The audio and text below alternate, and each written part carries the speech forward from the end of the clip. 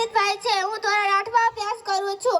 આજે 26મી જાન્યુઆરીના આ કાર્યક્રમમાં અહીં પધારેલ તમામ મહેમાનો, મારા માન્ય શિક્ષકો અને મારા વાલા વિદ્યાર્થી મિત્રોનું હાર્દિક સ્વાગત કરું છું. આજે હું તમારી સમક્ષ આપણા જાણીતા એવા એક મહાન વ્યક્તિ ડોક્ટર ભીમરાવ આંબેડકર વિશે વક્તવ્ય સંભળાવીશ. મધ્યપ્રદેશનું એક નાનકડું ગામ, તેનું નામ મહુ. આ મહુ ગામમાં આપણા બંધારણના ઘડવૈયા ડોક્ટર ભીમરાવ આંબેડકરનો જન્મ 14 એપ્રિલ 1891ના રોજ થયો હતો. તેમના પિતાનું નામ રામજી સકપાલ અને માતાનું નામ ભીમાબાઈ હતું. રામજી સકપાલ લક્ષ્યકરી શાળાના શિક્ષક હતા. ભીમરાવ 14 ભાઈ-બહેન હતા, તેમાંથી તે સૌથી નાના હતા.